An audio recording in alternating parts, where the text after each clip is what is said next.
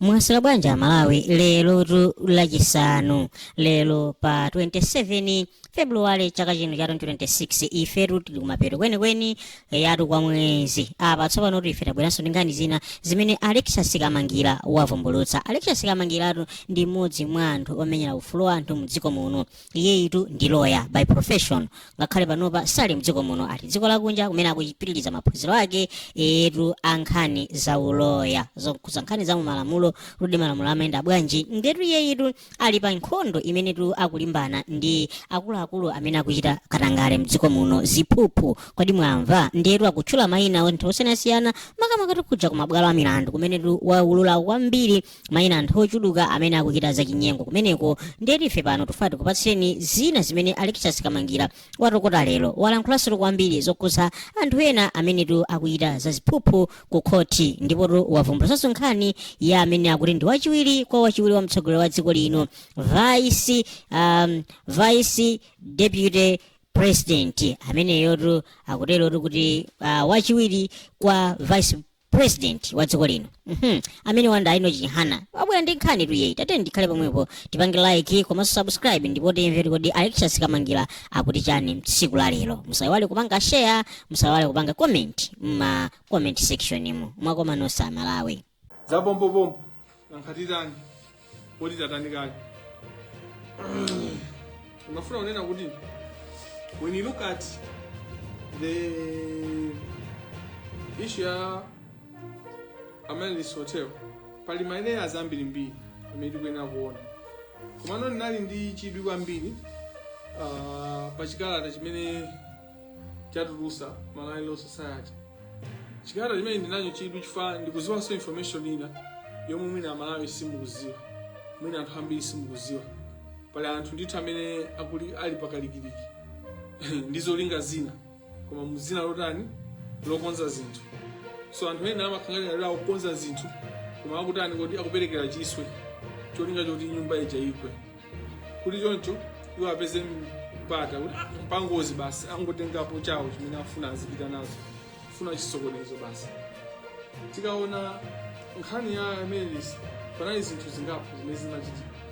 Panali kugulisa bank, kugulisa hotel pa mtengo wokwera, mtengo uja umene sukugwirizana ndi business, komanso kuona kuti zimenezi tikalowesapo zathu tizabweza. Ndipo anthu amene amafufuza amaona kuti risk ili high papa kubweza sizabwerera sitikuziwa ngati zizabwerera kuti zabwerera zatenga nthawi yayitali. It was a bad business decision. Chimene ndimafuna kuyamba pa nkhani ya trust fund Amalis Hotel scandal ndi implication imene ikuchitika. I think anthu akuyika focus, anthu ena ake akuyipusha dziko la Malawi kuti liyang'ane pa acting anti-corruption bureau general director general Mr. Chambers. Ineyo ndimatsegula maso anga, ndipo anthu akamati kanthu kuti tiyang'anewo nibe dusolina ndiyang'ana uku ndimasegula ndi ndimalisegula kwambiri ndikuyang'ana ndi ndimayamba nokuona okay kuchitika. So tonse akuti yang'anisawo koma ndayang'ana ku blind spot ku, ndipo ku blind spot ku ndikuona dawo abwana awo MP awo akuthamanga kutantani afuna akonze zinthu pena pake kugwisa ntchito nkhani iyi afuna atiuze. Ineyo mukuona kwanga pamene trust fund whether board or managers ngati akufuna kupanga decision yogulisa amene amainawo peka, the primary consent is a financial regulator or regulator of financial institutions. Why? Because decision imene imachitika baba is a financial decision. So amene winawo peka go ahead as an umbrella, go ahead the regulator of financial institutions, because the issue is a financial decision. Are we together? This is an economic decision. You can't use the magwaya. ECB udindo wao ndo yang'ana za pupu zaziphuphu ndikatangala. Just said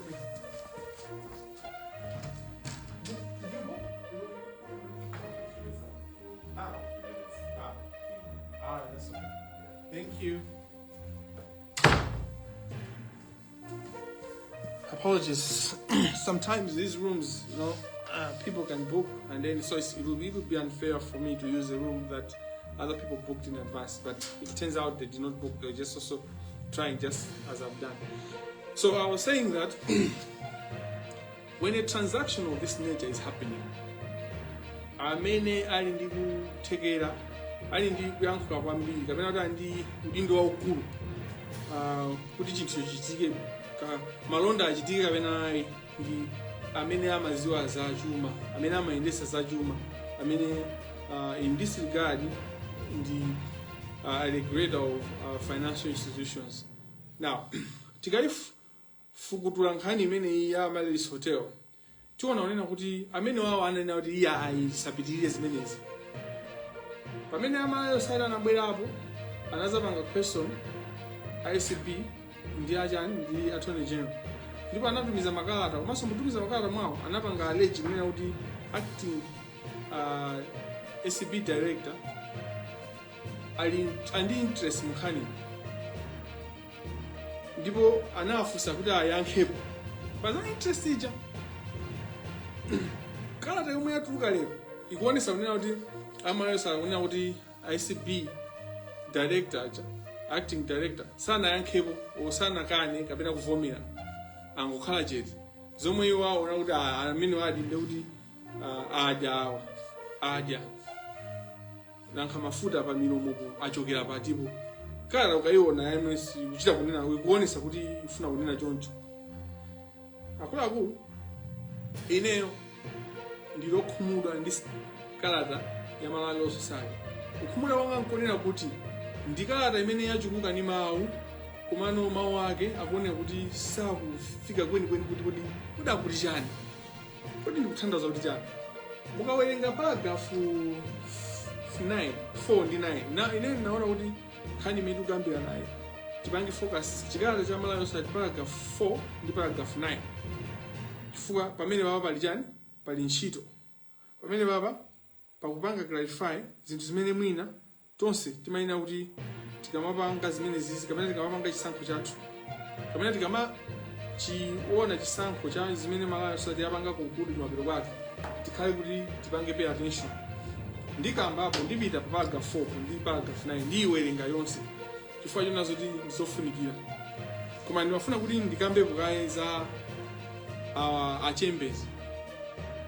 Mr. Chambers mukufufuza kwanga komanso mmene makalata zayendera komanso ntaona investigation ngati ogwira ntchito ubungwe lothana ndi ziphuphu adalandira nkhani imeneyi anatumiza ma investigators anthu ofufuza ndipo atakaunguza nkhani itu muzimvesa aunguza iwo anaona kuti apapa palibepo sinapezepo umbonooneka kuti ziphuphu zayendapo katanga wayendapo. Chifukwa chani kodi iwo amayankha specific pamene papo?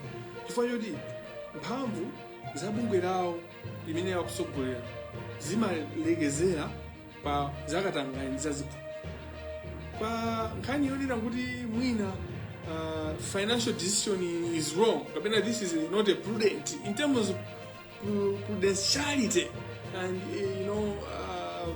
the right economic decision as to the buying of the hotel or not buying of the hotel, that was not. It's not even within the mandate of ACB. So iwaja muka fugu wao umene malamulo maloleza mukumvetsa kwanga ndikuonera kuti iwaja afufuza kutengera muzimene zonse ndipata fufuza naona kuti sitikuona umboni pakadali pano pa nthawi imene amayimba ripoti yo, pa nthawi imene amayimba ripoti anaona kuti pa nthawi imene panali bepo umboni wonesa unena kuti anthu aba kapena anthu amafuna kugawana chuma kapena zakatangali zaziphuphu mene muziwira muja anthu akatchali.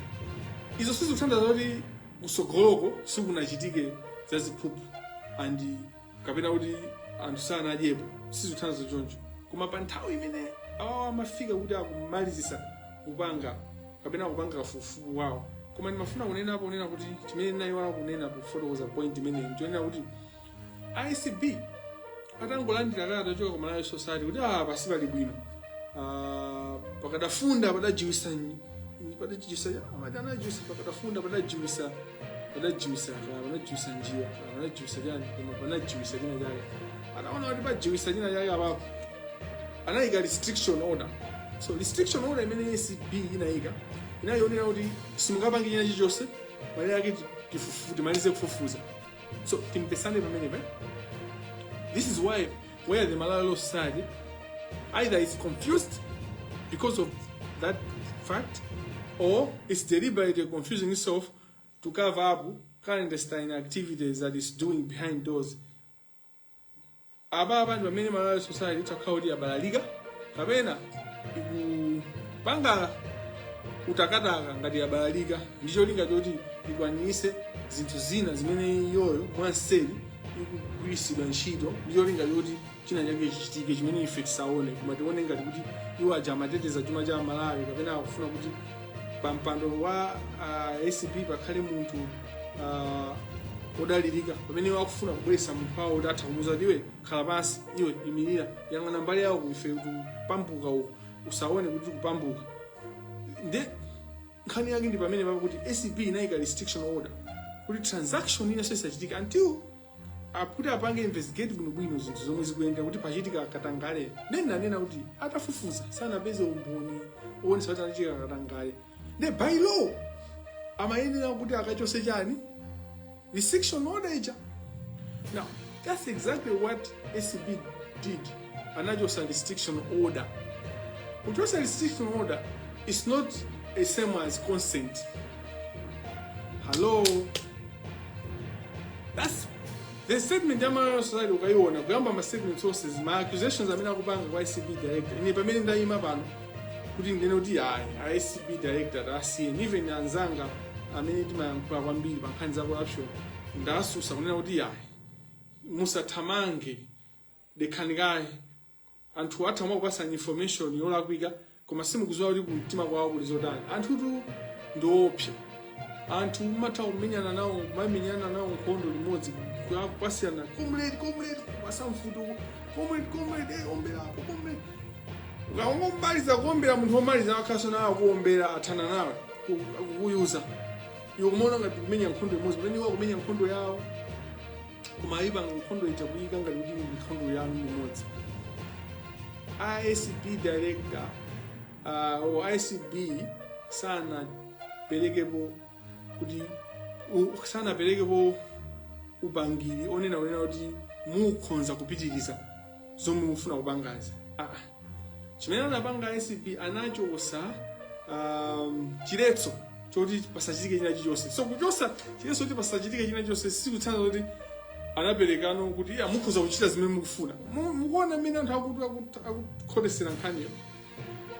Tikaona malamulo mmene amayendesedwera ACB imayenera kutengera malamulo section 23, section 23 yomwe ACB imayuza imakamba za consent kuti consent imakhala chani papapatu panaito consent. Ndipo Malawi Society ngati bungwe limene limathandizira kapena limaphunzitsa Malawi kutereza pa za malamulo ikuyenera kuziwa zimenezi. Ndengati iwo akuphonya angata kuphonya chonchi golo kuliona cho penalty penalty kuiphonya chonchi ndiye atilangiza za malamulo ndi ndani. Malawi Society akuyenera apangike afire. Ndipo amanyuzi mwapange bwino mwafusa. Ine am willing kuti even tikhale president oyang'anira maloyers amene akusogolera maloyers tikhale apo wina apo virtually is possible. Tuone kuti kodi ka statement yanu mukuti chani, mukuti acting director wakusa chani, mukuti titambasule bwino musangoyamba kunena kuti kumuyika munthu kumponya munthu pa moto. Ine zimenezo ndikuona kuti si chilungamo. Ine ndikuona kunena kuti simukuziyendesa bwinoyi zimene zizi. Mufuna ndione fandi kulandira makhoena ndi makhoena anthu amatha kukhala akufuna kuuza kuti komatu zinthu zanu zoto sizikuyenda atu sitikuonapo kanthu. Malawi Law Society sina pange guide bwino Malawi pa nkhani imene iyi. Andi sindilola kunena kuti Mr. Chambers apazeke kuti akugedwa miyala asalola ngati ali ndi chokalakwa china chake bweresani. I'll be the first kuwagenda mwawo ndipo ndizakhala kuti amenewo tithane nawo chifukwa bungwe limeneje limene akuyendetsedwa ndi munthu amene ali ndi ali singanedi wangwiro fali chikhala ngati kuti tikukokomeza kwambiri koma amayenera kuti munthu akhale kuti akutipasa chilimbikitso kuti alimbanadi ndi katangale osati munthu onena kuti wachidodo maso oneka kuti nayenso wakatangale so zimene kalata imene yalemba Malawi Society yakhala ngati kuti ikuwapachika kapena ikuwaonesa ngakuti Chambeziwa anali ndi china chake chimene anali choti apangana kubenefit mu transaction imeneyi chimene sanachipange disclose chimene sonde chikuyenera kupanga tent to tent him as acting director wa ACB. Abale anga lawyer ngati akuyimira munthu samanguyamba kuyimira munthu pamakhala kugwirizana china lawyer akamayimira munthu pamakhala ndithu kucheza even atakhala kuti ndi munthu zako pamakhalabe ndithu kuti mati correspondence mumasinthana chichewa apa mutere apa zotere apa zoli kodi mfumu kodi umboni wanu kodi ndeyi sinayiso munthu ambayi inali a whole hotel and kuti makamba zachani kodi za trust fund imakhala ndi managers imakhala ndi all employees ndi imazakhala ndi board kuli zambirimbiri ngati awawa achembezi Malawi Society afuna asindikize mtundu wa Malawi kuna kuti iwo analidi oyimirira Malawi's hotel ationeseka ya correspondence imene kupanga proof zimenezi olo china chilichonse chimene chingationese unena kuti simungangopereka esa kodi manena kuti simangoyankhula zinthu zopanda maumboni kodi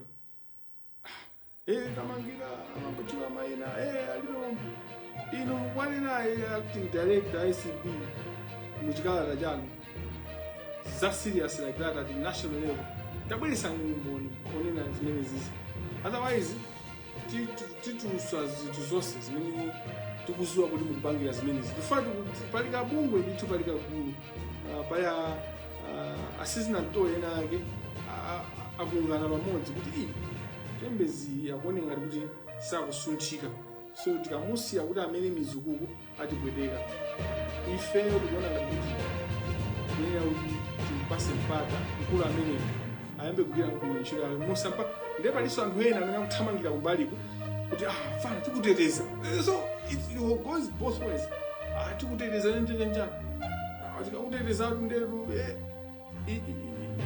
we are watching ndi achembezi omweyo achembezi kuti akazangu panga sukuti aphuza apanga china chake tisakhala oyamba ife kuwauza kuti get out china chimene mafuna kunena ndisanayiwale aboni Kalindo sakhala mwina kuyankhulana mwapo ndi apo mozuzulana makamaka ineni mazuzula makhani zambiri zimene akhala kuchita mkhalidwe wawo ine siti mabisa chichewa ndepanonso tifanisa bisichichewa kunena kuti dzulo kanjizanali aboni Kalindo kuti atuluka kuti umboni onena kuti akapereka ACB mmene anapangira zinthu zawo akuoneka kunena kuti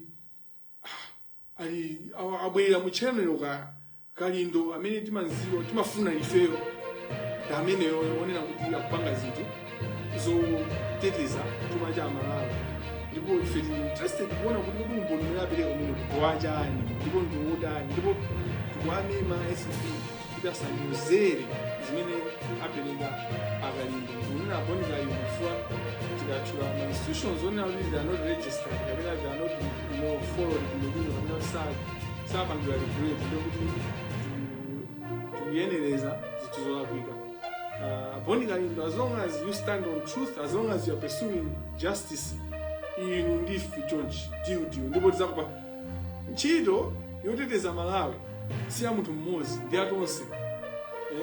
atonse ndipo tigwira koma mukatero muli osamaphatikiza zinthuzi kuti apa simuyamba kuteteza akubawo azigawenga kena hawo tikukhulupirira bwanji takhazikani pamene mwakhala pamene zimene mwapanga dzana dzulo takhazikani pamene koko sabeze kuti mulungu of course praise believing imene mwapanga zolondola tifuna biti zikuti panga nisapoti ndani.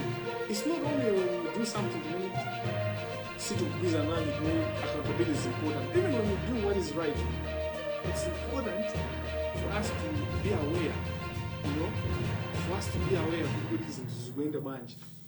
Chifukwa when Joe kwalowa chinambolonje uli divide and rule yomwe akhali ndizindalama zawo amabereka kundamu akakukani kuli anthu ena amabereka ndalama into akufuna kuti ayambana ndi wina wake kundalema kubereka amene utasareni ena also ine kanditetezeni bali. So we shouldn't become, Joe should not become pawns in the game of chess, or NGOs and its leaders should not become like condoms that are thrown after the act, just being used by Sangamaliza we shouldn't turn out to be that. Ndinagamba za paragraph 9 ni paragraph 4 komano sana malizile ndi imeneyo wafuna lene wena kuti investigation ya Malawi's hotel iende limozi ndi investigation ya Sigereka. Chifukwa chani? Chifukwa chake nchonera kuti chuma chimene chikubedwa cha Malawi amene amagwira ntchito amene amagwira ntchito mboma sichikubedwa pakamozi. It's not one instance chabedwa mosiyanasiyana ndipo tikunena the past 2 days issue ya audit. This place has to be audited properly.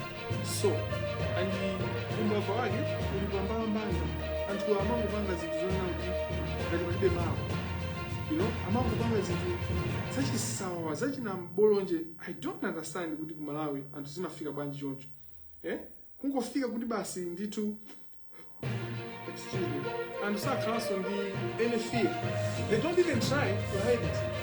They don't even try, Saye sankomo kuti nina wesesa kudani kuti abise.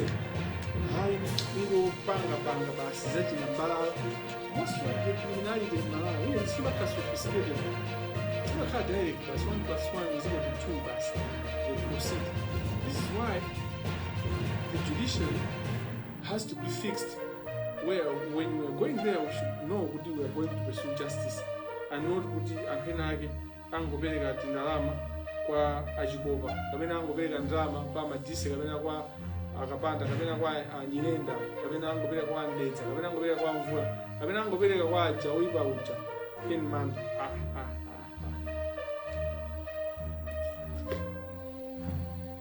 Izi sizasiya kunena document nene ngoni statement ya Malawi Sade sitsemba for whatever reason wanafuna kunena kuti china chimene mukhale ndi chipiyano mukafuna kutsegula maso Malawi mukwena muyang'ane kunena kuti chikalo limene Malawi Sade yalemba chikuonesa kunena kuti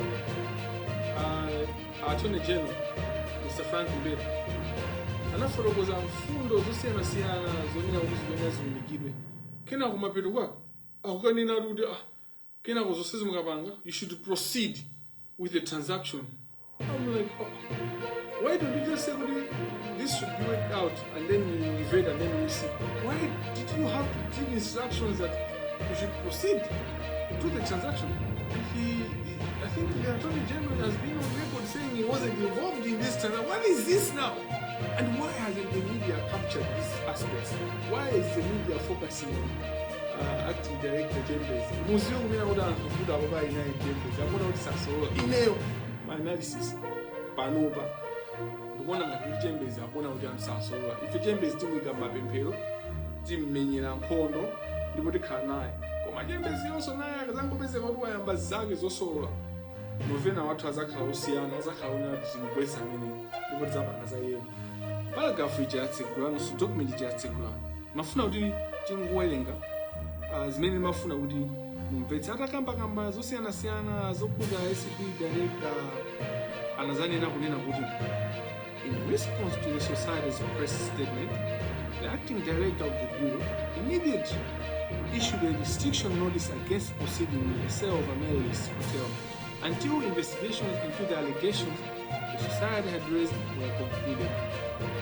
The notice barred the principal officer of the fund from allowing the acquisition or the purchase of any hotel using the fund assets without the acting director's prior written notice.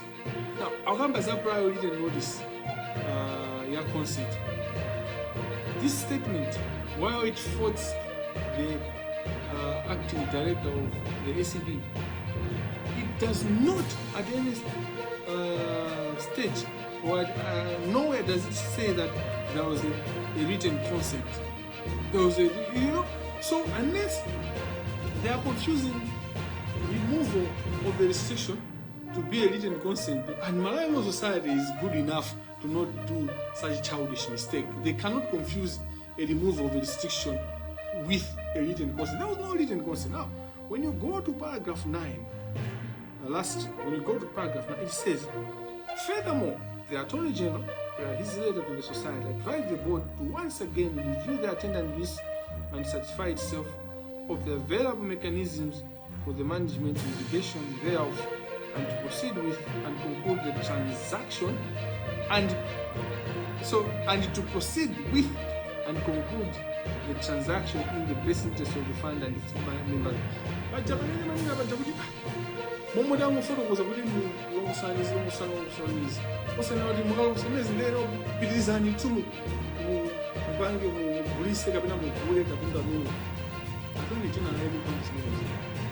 The real institution or stakeholder in this whole thing that had a say to say go ahead in this transaction was the